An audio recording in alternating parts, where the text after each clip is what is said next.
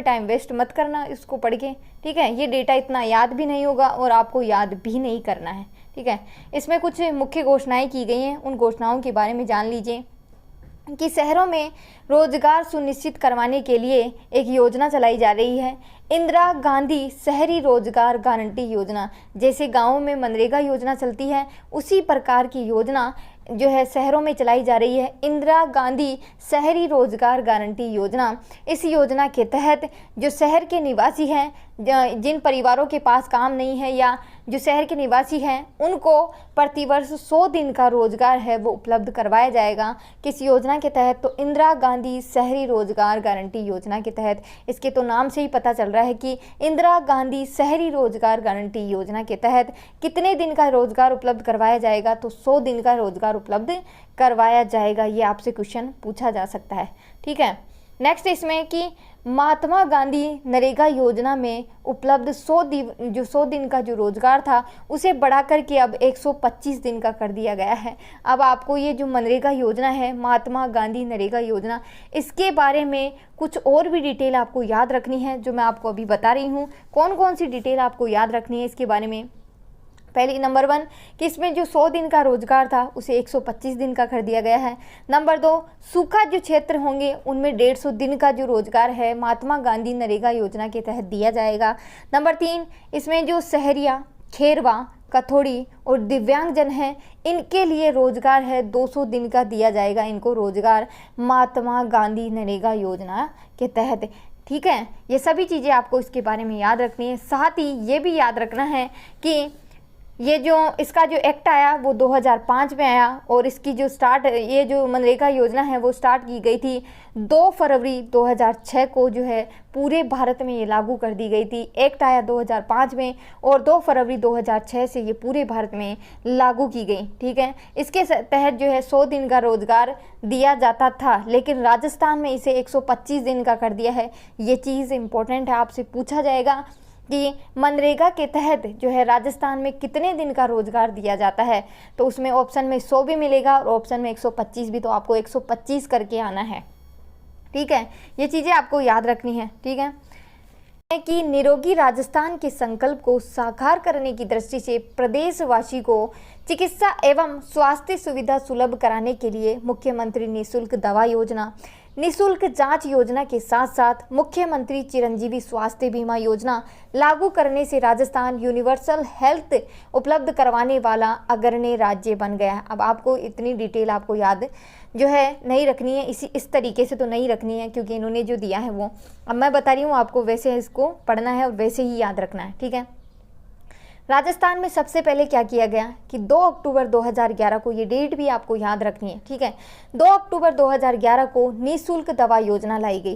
फिर राजस्थान सरकार ने सोचा कि दवा के साथ साथ इनको जांच भी फ्री उपलब्ध करवाई जाए, तो फिर इन्होंने क्या किया कि 7 अप्रैल 2013 को जो है निःशुल्क जांच योजना लाई गई, ठीक है। और इसी के साथ साथ क्या किया गया, लेबर डे के दिन 1 मई 2021 को मुख्यमंत्री चिरंजीवी स्वास्थ्य बीमा योजना जो है लागू की गई राजस्थान में। कब की गई? 1 मई 2021 से, ठीक है। अब राजस्थान में यूनिवर्सल हेल्थ कवरेज उपलब्ध करवाने वाला पहला राज्य बना है। तो यूनिवर्सल हेल्थ कवरेज कैसे, कि आपको पता होना चाहिए कि यूनिवर्सल हेल्थ कवरेज कैसे। तो ये जो आपकी आयुष्मान भारत योजना थी, वो योजना क्या थी कि उसमें 5 लाख रुपए तक का जो है कैशलेस बीमा था, ठीक है। लेकिन वो बीमा था किसके लिए? सिर्फ गरीब लोगों के लिए था, ठीक है।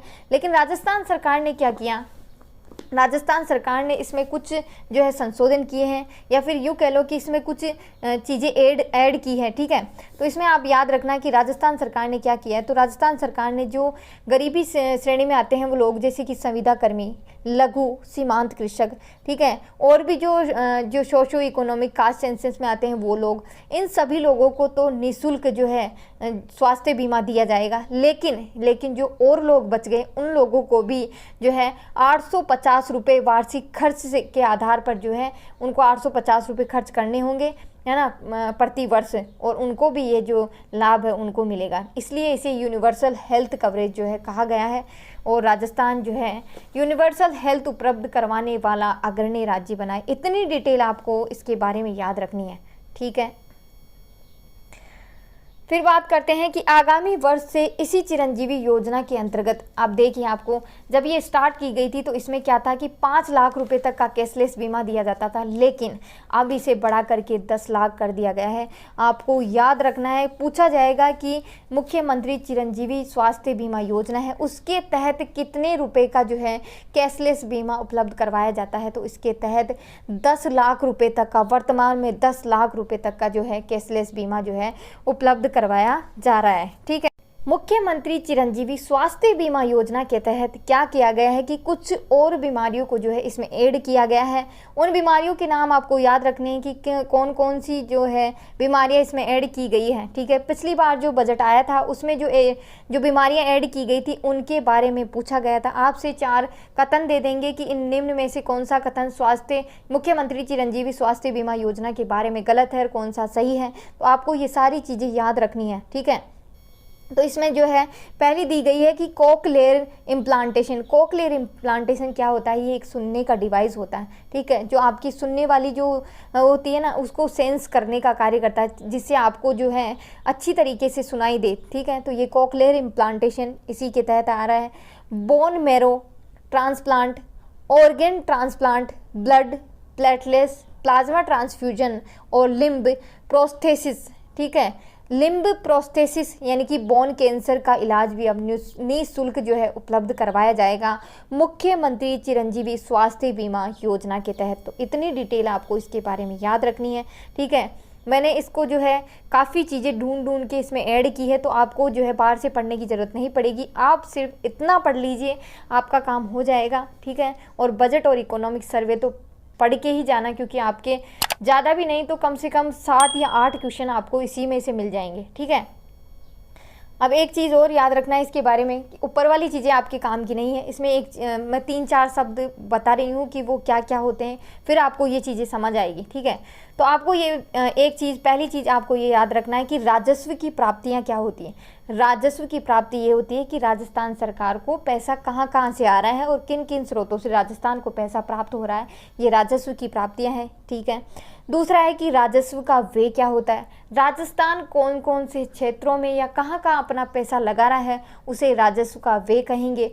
राजस्व घाटा क्या होता है? तो राजस्व घाटा देखिए, आप इस तरीके से इसको समझ सकते हैं कि आपके जो है परिवार में 10,000 रुपये की इनकम है, कि आपके घर में कोई 10,000 रुपये कमाता है और इस बार जो है आपने खर्च जो है 15,000 रुपये खर्च कर दिए, तो आप 5,000 कहाँ से लाओगे?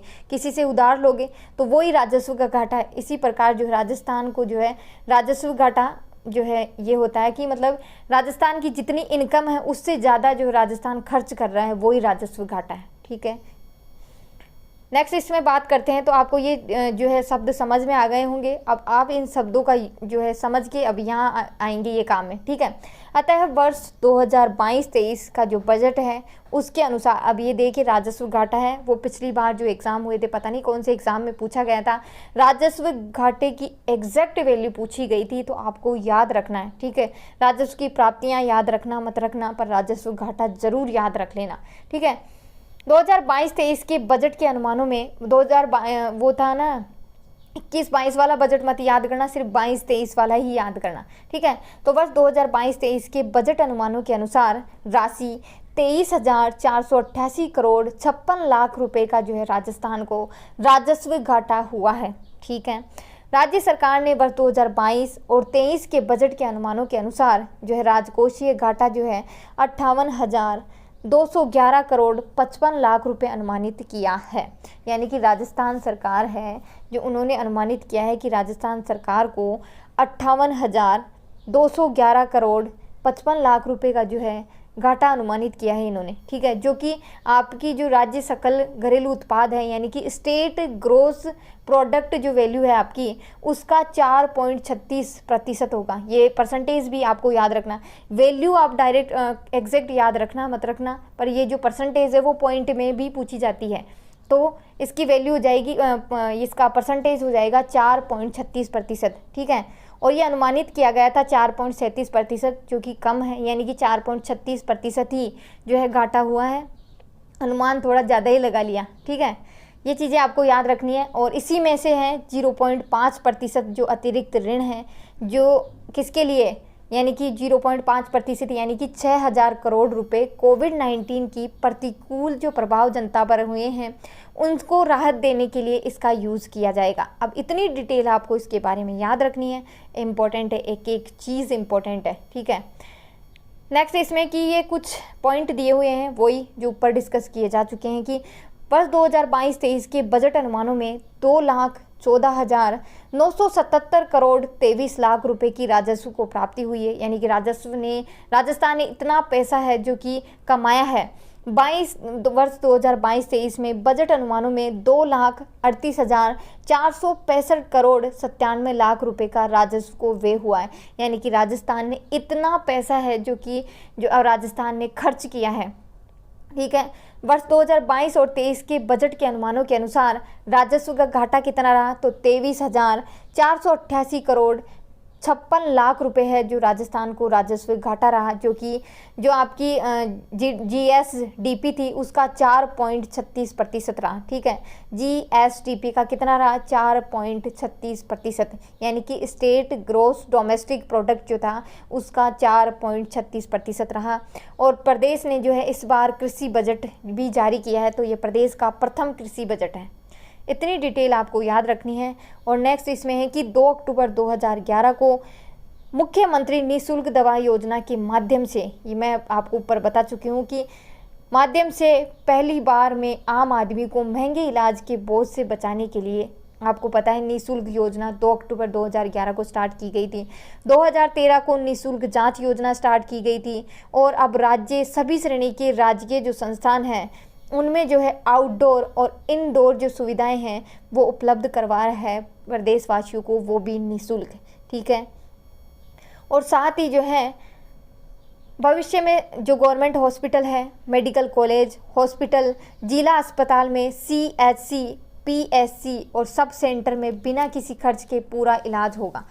अब CHC, PSC ये क्या चीज़ें हैं, तो PHC यानी कि प्राथमिक लेवल का जो आपका चिकित्सा केंद्र है वो आ जाएगा। CHC जो सामुदायिक लेवल का चिकित्सा केंद्र है वो आ जाएगा।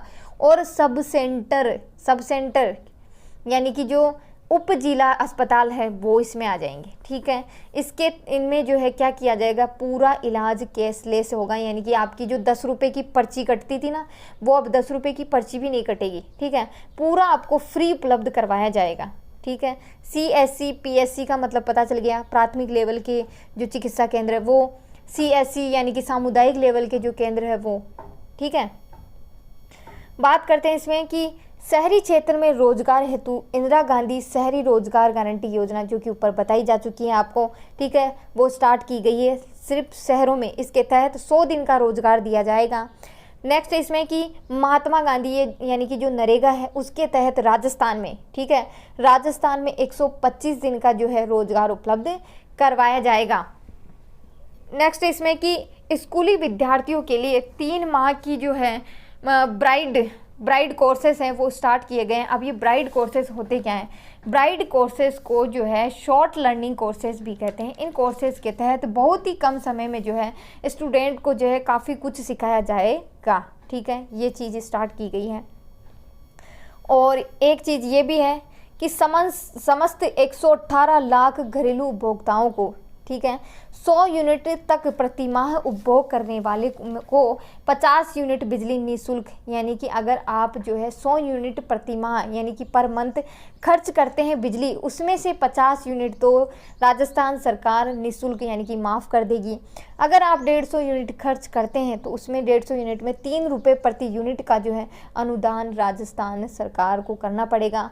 150 से लेकर के 300 यूनिट तक का अगर आप जो उपभोग करते हैं तो 2 रुपये प्रति यूनिट का अनुदान जो है करना होगा। और 4,500 करोड़ रुपए का व्यय है जो इसमें किया गया है। ये चीज़ मत याद करना, बस ये याद रख लेना कि अगर आप एक महीने में 100 यूनिट खर्च करते हो तो उसमें से 50 जो है राजस्थान सरकार के द्वारा माफ़ कर दी जाएगी और आपको 50 के ही पैसे देने पड़ेंगे, ठीक है। ये चीज़ें याद कर लेना, ये मत याद करना कि 4,000 कितने करोड़ रुपए की जो है राशि वो की गई, ये सारी चीज़ें मत करना याद, बस ये चीज़ें इंपॉर्टेंट है वो याद कर लेना, ठीक है।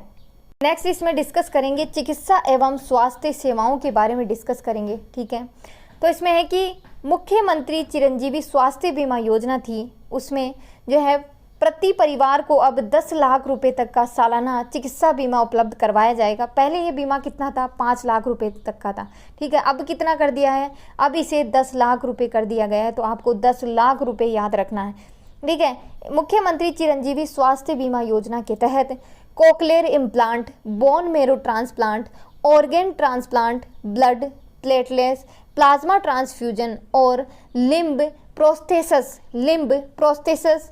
बोन कैंसर का भी जो है निःशुल्क इलाज उपलब्ध करवाया जाएगा। अब ये जो एक एक बीमारी आपको दी गई है ना, वो सारी की सारी याद रखनी है आपको, क्योंकि पता नहीं कौन सा पीछे जो एग्ज़ाम हुआ था उसमें पूछा गया था कि पिछली बार जो बजट आया था उसमें कुछ बीमारियां ऐड की गई थी, उनके नाम पूछे गए थे कि निम्न में से जो है स्वास्थ्य बीमा योजना के अंतर्गत कौन सी है और कौन सी नहीं है, तो आपको ये सारी चीज़ें याद रखनी है। ठीक है, नेक्स्ट इसमें कि सभी श्रेणी के राजकीय चिकित्सा संस्थानों में उपलब्ध आउटडोर एवं इंडोर सुविधाएं जो है समस्त प्रदेशवासियों के लिए पूर्णतः निःशुल्क होगी। ठीक है, नेक्स्ट है इसमें कि मुख्यमंत्री चिरंजीवी दुर्घटना बीमा योजना लागू की गई है। बीमित परिवार को 5 लाख रुपए तक का निःशुल्क दुर्घटना बीमा जो है कवर किया जाएगा। मुख्यमंत्री चिरंजीवी जो बीमा योजना थी वो पहले गंभीर बीमारियों के लिए थी, लेकिन अब उसे अगर कोई सड़क दुर्घटना हो जाती है तो उसे भी इसमें कवर किया जाएगा और उन्हें 5 लाख रुपए तक का निःशुल्क दुर्घटना बीमा जो है दिया जाएगा। इतनी चीज़ आपको याद रखनी है। नेक्स्ट इसमें कि 1224 करोड़ रुपए की लागत से, अब ये राशि आप याद करने मत बैठ जाना, बस ये इतना याद रखना कि 15 चिकित्सालयों का निर्माण किया जा रहा है और 18 जिलों में नर्सिंग महाविद्यालय खोले जा रहे हैं। ठीक है, कितने जिलों में, 18 जिलों में। नेक्स्ट इसमें कि जयपुर, जोधपुर, अजमेर एवं कोटा में नए मेडिकल इंस्टीट्यूट्स खोले जाएंगे। कहाँ कहाँ, जयपुर, जोधपुर, अजमेर और कोटा में। ठीक है, जितनी फेमस सिटीज़ हैं जयपुर, जोधपुर, अजमेर और कोटा में नए जो है मेडिकल इंस्टीट्यूट खोले जाएंगे।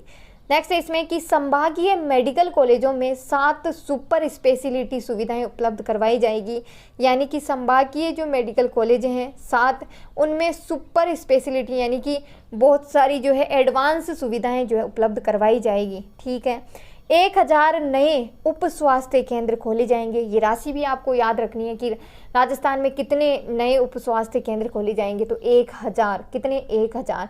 50 उप स्वास्थ्य केंद्रों को प्राथमिक स्वास्थ्य केंद्रों में क्रमोन्नत कर 100 प्राथमिक स्वास्थ्य केंद्र है जो खोले जाएंगे, ये भी आपको याद रखना है। नेक्स्ट इसमें कि उप जिला चिकित्सालयों तथा 352 पंचायत समिति मुख्यालयों पर स्थित सामुदायिक जो स्वास्थ्य केंद्र है उन पर, अभी याद रखना कि उन पर जो सामुदायिक चिकित्सा केंद्र है उनमें जो है डायलिसिस एवं दंत चिकित्सा की जो है सुविधा उपलब्ध करवाई जाएगी। इससे पहले ये सुविधाएं वहाँ उपलब्ध नहीं थी, लेकिन इस बार वाले बजट में क्या किया गया है कि जो सामुदायिक लेवल पर उप जिला चिकित्सालय और सामुदायिक लेवल पर जो स्वास्थ्य केंद्र है उनमें डायलिसिस और दंत चिकित्सा की सुविधा उपलब्ध करवाई जाएगी। आपसे पूछा जा सकता है कि सामुदायिक स्वास्थ्य केंद्रों में निम्न में से कौन सी जो है चिकित्सा कौन सी बीमारियों के लिए जो चिकित्सा उपलब्ध करवाई जाएगी, तो आपको याद रखना पड़ेगा डायलिसिस के लिए और दंत चिकित्सा के लिए। ठीक है, नेक्स्ट है इसमें कि 6 उप जिला चिकित्सालयों को जिला चिकित्सालयों में कन्वर्ट किया जाएगा। ठीक है, 6 जिला चिकित्सालयों को जिला चिकित्सालयों में कन्वर्ट किया जाएगा। नेक्स्ट है इसमें कि डायरेक्टरेट ऑफ फूड सेफ्टी के अधीन 200 नए खाद्य सुरक्षा अधिकारियों के पद हैं उनका सृजन किया जाएगा। यह तो कोई इतना इम्पोर्टेंट नहीं है। ठीक है, नेक्स्ट इसमें कि सड़क सुरक्षा के लिए क्या प्रावधान किए गए हैं, तो वो सारी चीज़ें आपको याद रखनी है कि रोड सेफ्टी एक्ट ला करके राजस्थान पब्लिक ट्रांसपोर्ट अथॉरिटी का गठन किया जाएगा। ठीक है, राजस्थान ट्रांसपोर्ट अथॉरिटी का गठन किया जाएगा रोड सेफ्टी एक्ट के तहत। और जयपुर में, ये इम्पोर्टेंट है, ये क्वेश्चन जरूर पूछा जाएगा कि स्टेट रोड सेफ्टी इंस्टीट्यूट कहाँ इसकी स्थापना की जाएगी, तो जयपुर में। याद रखना, स्टेट रोड सेफ्टी इंस्टीट्यूट जो है कहाँ स्थापना की जाएगी इसकी, तो जयपुर में की जाएगी। कहाँ की जाएगी, जयपुर में की जाएगी। इम्पोर्टेंट है ये। नेक्स्ट इसमें कि शिक्षा एवं खेल के क्षेत्र में क्या प्रावधान किए गए हैं बजट में, तो समस्त 3820 सेकेंडरी विद्यालय हैं उनको सीनियर सेकेंडरी विद्यालयों में कन्वर्ट किया जाएगा। अब सेकेंडरी, सीनियर सेकेंडरी ये समझ नहीं आते तो 10वीं तक के जो स्कूल हैं उनको 12वीं तक के स्कूल्स में जो है कन्वर्ट किया जाएगा, ये कहा गया है इसमें। शहरी एवं ग्रामीण क्षेत्रों में 1000 Mahatma Gandhi English medium school हैं जो अब शुरू किए जाएंगे, ठीक है। 1000 Mahatma Gandhi English medium school जो है स्टार्ट किए जाएंगे शहरी और ग्रामीण क्षेत्रों में भी। इंग्लिश मीडियम शिक्षकों का पृथक कैडर बनाया जाएगा, यानी कि उनकी अलग से भर्ती निकलेगी, और लगभग 10,000 अंग्रेजी माध्यम के जो शिक्षक हैं उनको भर्ती किया जाएगा, ठीक है। रेगिस्तानी जिलों में 200 प्राथमिक विद्यालय हैं खोले जाएंगे। जयपुर के जवाहरलाल नेहरू मार्ग पर, याद रखना जयपुर के जवाहरलाल नेहरू मार्ग है, वहाँ पर एजुकेशन हब बनाया जाएगा। क्या बनाया जाएगा? एजुकेशन हब बनाया जाएगा। जो बहुत सारी विभिन्न शैक्षणिक संस्थाएं हैं उनको समन्वित करके, यानी कि उनको एकत्रित करके जो है एजुकेशन हब बनाया जाएगा। उस एजुकेशन हब में आपको सारी फैसिलिटी उपलब्ध करवाई जाएगी। आप जिस चीज़ की कोचिंग करना चाहते हैं वो सारी कोचिंग्स हैं वहाँ उपलब्ध करवाई जाएगी। जैसे एक मॉल नहीं होता कि मॉल में सारी चीज़ें उपलब्ध होती है, आप जो है कपड़े भी वहीं से खरीद सकते हो, खाना भी वहीं खा सकते हो, ये सारी चीज़ें ना, उसी तरीके से एजुकेशन हब बनाया जाएगा। वहाँ पर आपको सारी जो है फैसिलिटी, सारी कोचिंग से जो है एक ही जगह उपलब्ध हो जाएगी। प्रदेश के 19 जिलों में 36 कन्या महाविद्यालय खोले जाएंगे। 19 जिलों में 36 महाविद्यालय, कन्या महाविद्यालय खोले जाएंगे। नेक्स्ट इसमें कि जोधपुर में 15 करोड़ रुपए की लागत से, अब ये 15 करोड़ याद करने मत बैठ जाना, सिर्फ इतना याद रखना कि centre of excellence and research की स्थापना कहाँ की गई है? तो जोधपुर में की है, सेंटर ऑफ एक्सीलेंस, ठीक है। Centre of excellence and research की स्थापना कहाँ की गई है? जोधपुर में की गई, ठीक है। और ये जो ऊपर ये सेपरेट करके ये चीज़ दी हुई है, इसमें भी ये सारी कहानी कही गई है कि शाहजहाँपुर से अजमेर NH 48 व NH 448, बरबिलाड़ा जोधपुर NH 25 तथा सीकर से बीकानेर NH 11 व NH 52 तक के भाग को पायलट प्रोजेक्ट के तहत दुर्घटना रहित सड़क के रूप में विकसित किया जाएगा। अब ये पायलट प्रोजेक्ट क्या होता है? जो सरकार को जो योजनाएं लागू करनी होती है, उन योजनाओं को लागू करने से पहले जो है पायलट प्रोजेक्ट के तहत ये देखा जाता है या ये एक्सपेरिमेंट किया जाता है कि इन योजनाओं में कितना समय लगेगा या क्या और इन योजनाओं में सुधार किए जा सकते हैं, ठीक है। ये सारी चीज़ें देखी जाती है एक्सपेरिमेंट करके पायलट प्रोजेक्ट के तहत, ठीक है। और इसमें ये सारी चीज़ें मैं ऊपर पढ़ा चुकी हूँ कि एजुकेशन हब जो है जयपुर के जवाहरलाल नेहरू स्थित मार्ग पर एजुकेशन हब खोला जाएगा, ये सारी चीज़ें हैं। और इसमें नेक्स्ट है कि देश के प्रथम प्रधान शिक्षा मंत्री हैं जो मौलाना अब्दुल कलाम आज़ाद की स्मृति में वर्ष 2013 में स्थापित मौलाना आज़ाद विश्वविद्यालय जोधपुर में। एक क्वेश्चन तो यही बन गया कि मौलाना आज़ाद विश्वविद्यालय है कहाँ? तो कहाँ स्थित है? जोधपुर में स्थित है, ठीक है। जोधपुर में 15 करोड़ रुपए की लागत से सामाजिक समरसता व सद्भावना पर शोध हेतु centre of excellence and research की स्थापना की जाएगी। तो centre of excellence and research की स्थापना कहाँ की जाएगी? तो जोधपुर में की जाएगी। जोधपुर में कहाँ? मौलाना आज़ाद विश्वविद्यालय जोधपुर में की जाएगी, ठीक है। नेक्स्ट है इसमें कि खेतान पॉलिटेक्निक महाविद्यालय परिसर जो कि जयपुर में स्थित है, वहाँ पर इंजीनियरिंग कॉलेज खोला जाएगा। प्रत्येक जिले में 50 लाख रुपए की लागत से सावित्रीबाई फुले वाचनालय खोले जाएंगे। तो 50 लाख आप मत याद करना, सिर्फ ये याद करना कि प्रत्येक जिले में सावित्रीबाई फुले वाचनालय खोले जाएंगे। अब आपसे ये क्वेश्चन पूछा जा सकता है कि सावित्रीबाई फुले वाचनालय कितने जिलों में खोले जाएंगे? तो आपको ऑप्शन में मिल सकता है कि 18 जिले, 20 जिले, 33 जिले। तो आपको ऑप्शन में क्या करना है कि 33 जिले। नेक्स्ट है इसमें कि जयपुर व जोधपुर में 20 करोड़ रुपए की राशि से आवासीय पैरा खेल अकादमी जो है वो खोली जाएगी। जयपुर और जोधपुर में क्या खोली जाएगी? पैरा खेल अकादमी। जो दिव्यांग होते हैं उनके लिए पैरा खेल अकादमी जयपुर और जोधपुर में जो है खोली जाएगी। नेक्स्ट है इसमें कि टोंक में मल्टीपर्पज़ इंडोर स्टेडियम है वो खोला जाएगा। कहाँ? टोंक में मल्टीपर्पज़ इंडोर स्टेडियम खोला जाएगा। नेक्स्ट है इसमें कि जोधपुर में जो है Rajasthan state sports institute and Rajasthan high performance sports training and rehabilitation centre खोला जाएगा। अब ये नाम जो है पढ़ने में इतना मुश्किल लग रहा है ना, लेकिन आपको ये याद करना पड़ेगा क्योंकि ये पूछा जाएगा, ठीक है। जोधपुर का तो स्पेशली पूछा ही जाएगा। जोधपुर की जितनी भी चीज़ें आती हैं ना वो सारी याद कर लेना क्योंकि पूछी जाती है वो, ठीक है। राजस्थान स्टेट स्पोर्ट्स इंस्टीट्यूट, इसकी शॉर्ट फॉर्म भी याद कर लेना, ठीक है। आप इंग्लिश का नाम याद कर लो, शॉर्ट फॉर्म ऑटोमेटिक आपको है ना जो क्लिक कर जाएगी। Rajasthan state sports institute and Rajasthan high performance sports training and rehabilitation centre है वो कहाँ खोला जाएगा, तो जोधपुर में खोला जाएगा। कहाँ खोला जाएगा, जोधपुर में। इतनी डिटेल आपको याद रखनी है, ठीक है। अब तक हम बजट में क्या क्या डिस्कस कर चुके हैं, तो अब तक हम बजट में डिस्कस कर चुके हैं बजट के बारे में, राजस्व घाटे के बारे में, चिकित्सा और स्वास्थ्य के बारे में, सड़क सुरक्षा के बारे में, शिक्षा और खेल के बारे में। इतनी चीज़ें हम यहाँ पर डिस्कस कर चुके हैं। नेक्स्ट डिस्कस करेंगे युवा और रोजगार के बारे में डिस्कस करेंगे, ठीक है। इसमें कि दिल्ली स्थित उदयपुर हाउस में, कहाँ है स्थित उदयपुर हाउस, तो दिल्ली में स्थित है। वहाँ पर जो है Nehru youth transit hostel and facilitation centre खोले जाएंगे। कहाँ पर, दिल्ली स्थित उदयपुर हाउस में Nehru youth transit hostel and facilitation centre खोले जाएंगे। ये चीज़ आपको याद रखनी है। जयपुर, जोधपुर और कोटा में 200 करोड़ रुपए की लागत से Rajiv Gandhi knowledge service and innovation hub जो है बनाए जाएंगे। तो 200 करोड़ तो आप याद मत रखना, लेकिन जयपुर, जोधपुर और कोटा ये तीनों ज़िले आपको याद रखने हैं। यहाँ पर क्या किया जाएगा, Rajiv Gandhi knowledge service and innovation hub है वो बनाया जाएगा, ठीक है। आपसे पूछा जा सकता है कि Rajiv Gandhi knowledge service and innovation hub है, निम्न में से कौन से जिलों में बनेगा और कौन से में नहीं बनेगा।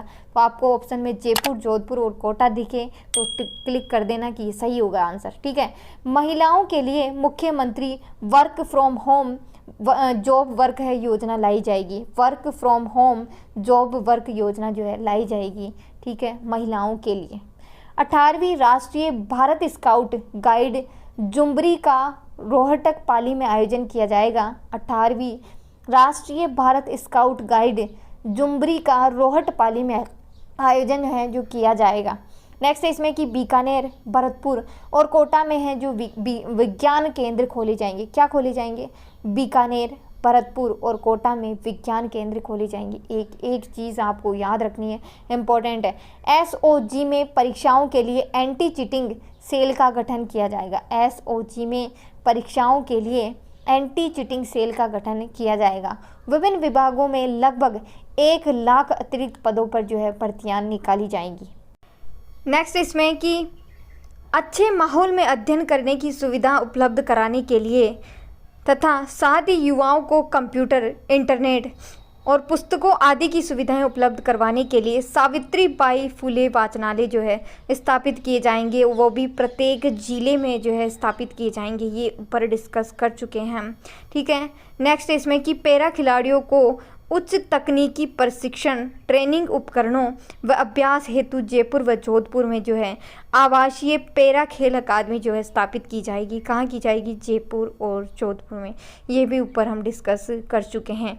नेक्स्ट इसमें कि जोधपुर में शारीरिक शिक्षा महाविद्यालय का विस्तार एवं उन्नयन कराया जाएगा तथा खेल विभाग के अंतर्गत राजस्थान स्टेट स्पोर्ट्स इंस्टीट्यूट की स्थापना की जाएगी। कहाँ की जाएगी, जोधपुर में। राजस्थान स्टेट स्पोर्ट्स इंस्टीट्यूट की स्थापना कहाँ की जाएगी, जोधपुर में की जाएगी।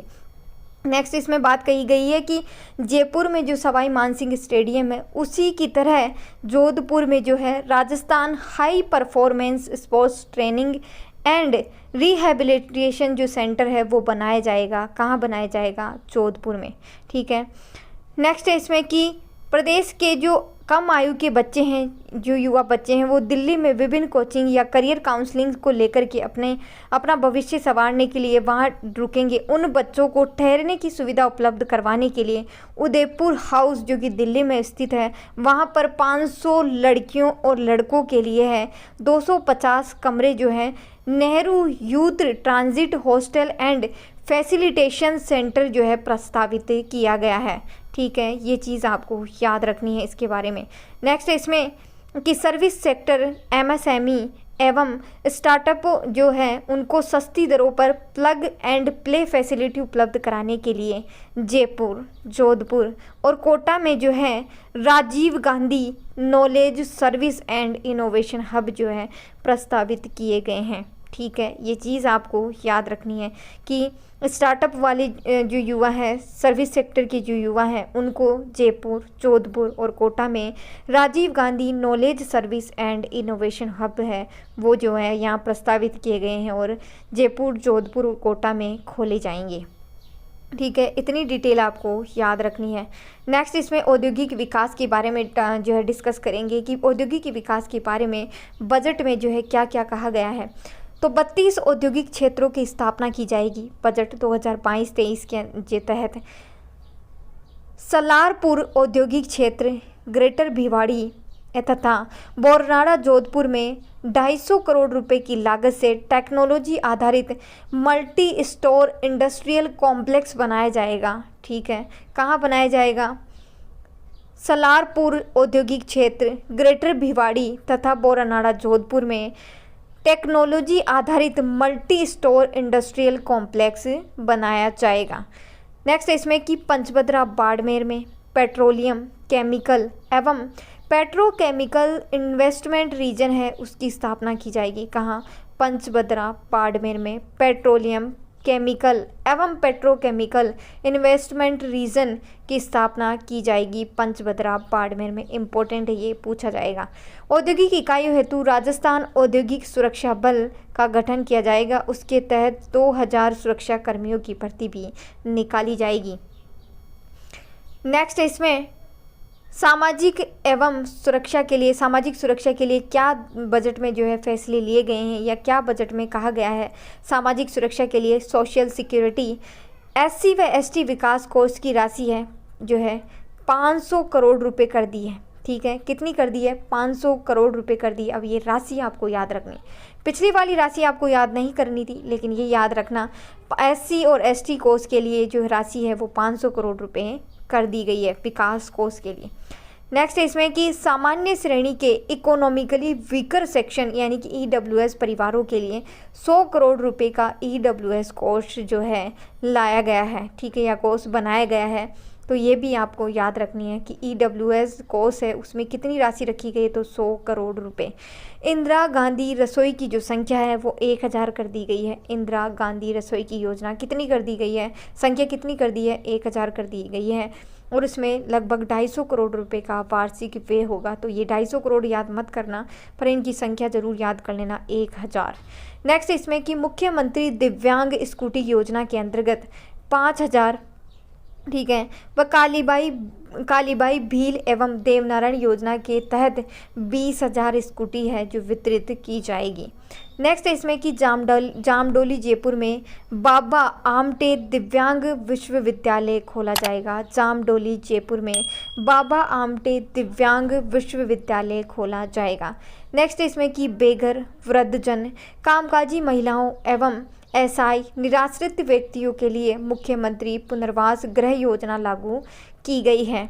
नेक्स्ट इसमें कि इंदिरा गांधी मातृत्व पोषण योजना पूरे प्रदेश में लागू की गई है। और इंदिरा गांधी मातृत्व पोषण योजना इतनी इम्पोर्टेंट है क्योंकि इससे पिछले जो एग्ज़ाम थे उनमें क्वेश्चन पूछे जा चुके हैं, तो इसकी सारी डिटेल आपको याद करनी है। इंदिरा गांधी मातृत्व पोषण योजना है कब स्टार्ट की गई थी?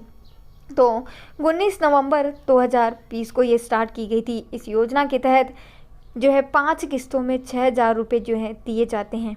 ठीक है, एक गर्भवती महिला को गर्भवती होने से लेकर के बच्चे के जन्म तक 5 किस्तों में 6000 रुपये की राशि दी जाती है। इसमें पहली राशि दी जाएगी गर्भवती होने पर, दूसरी राशि दी जाएगी 2 बार जांच करवाने पर 1000 रुपये की दी जाएगी। ठीक है, दूसरी बार भी 1000 रुपये की दी जाएगी। तीसरी राशि डिलीवरी के समय 1000 रुपये की दी जाएगी और चौथी राशि टीके और जन्म प्रमाण पत्र के समय 2000 रुपये की राशि दी जाएगी। और जो 1000 रुपये बच गए उसको परिवार नियोजन जो है वो अपनाएंगे तब वो राशि दी जाएगी। ठीक है, नेक्स्ट इसमें कि सावित्रीबाई फूले बालिका छात्रावास के अंतर्गत 6 छात्रावास जो है बनाए जाएंगे। नेक्स्ट है कि सड़क एवं सुनियोजित विकास योजना, तो सड़क और उसके लिए क्या क्या विकास किए जाएंगे ये सारा बजट में प्रावधान किया गया है। तो प्रत्येक जिले में 3 प्रमुख सड़क मार्गों के लिए 3133 करोड़ रुपए की लागत से मेजर रिपेयर एवं उन्नयन कार्य किया जाएगा। तो राशि याद मत करना, बस ये याद रख लेना कि प्रत्येक जिले के 3 प्रमुख सड़क मार्गों के लिए मेजर रिपेयर एवं उन्नयन कार्य किया जाएगा। नेक्स्ट है इसमें कि सड़कों के कार्य कराए जाने हेतु